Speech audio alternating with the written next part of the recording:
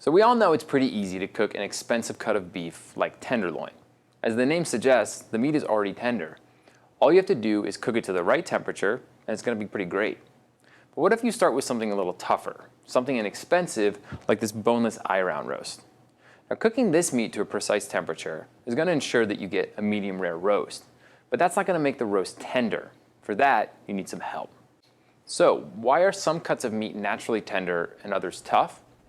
Well, let's review some of the basics. Meat, whether it comes from a cow, a pig, or lamb, consists primarily of muscle fibers, connective tissue, fat, and water. Those are the 4 ingredients. Now, each muscle contains thousands and thousands of individual fibers. These fibers are very fine. They're actually thinner than the average human hair, and they're several inches long. Individual fibers are bundled together and wrapped in something called connective tissue. So the connective tissue is a translucent film that surrounds the muscle fibers, which are made of protein, gives the muscle fibers some structure and support. It also attaches the muscles to the bone. So when you're cutting into a roast like this tenderloin here, you can actually see the thin silvery film. We call this silver skin, and it's really tough. So the main protein in connective tissue is something called collagen. It's very sturdy and it's tough to chew. Cuts from muscles that aren't used for mobility have very little of this connective tissue, that is collagen, so they're naturally tender. Now this is something like what was in the tenderloin here, from the middle of the animal. It doesn't get a lot of use. Cuts that come from muscles that are heavily used, like those from the shoulder, such as a chuck roast, or the hip roast, which we call the eye round roast, which comes from the round, have a lot of connective tissue, so they're pretty tough. Now believe it or not, cuts of meat contain about 75% water. It makes meat juicy, but not tender. The higher the internal temperature of the meat, that is, the more you cook it, the more water that gets expelled as the muscle fibers contract, and you end up with drier meat. Now here I have 3 ribeye steaks that I've cooked and then cut in half. I've cooked them to different temperatures. So this first one here, I cooked to rare, with a final internal temperature after resting of 125 degrees. This middle one here, I cooked to medium, with a final internal temp after resting of about 140 degrees. And then finally I have a steak that is well done, which is 160 degrees. Now I also have this raw ribeye over here.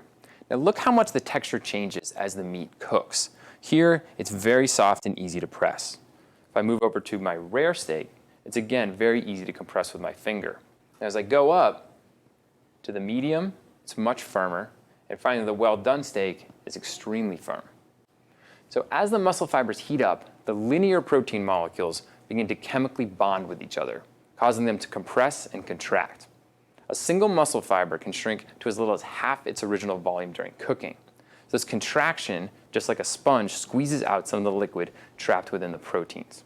This transformation is what makes it possible for experienced chefs to judge the doneness of a steak simply by pressing on it and feeling how firm it is. However, checking a steak's doneness by texture alone is a really inexact science. It takes a lot of practice to get right. But if you do wish to practice the pressing technique, here's how to do it. So, press the steak. You're going to compare that with the texture of your hand. You want to feel the fleshy part between your thumb and index finger. Now that kind of soft, squishy feeling approximates rare meat. Now make a loose fist. Do the same thing, and this is going to approximate the feel of a medium steak. Finally, touch the tip of your nose for well done. In addition to the muscle fibers becoming more taut at higher temperatures, the steak is also losing moisture. Now this well done steak lost twice as much weight during cooking as the rare steak. Most of this weight loss is moisture. There's a little bit of rendered fat as well. But so in addition to becoming firmer and tougher to chew, a well done steak will also be drier.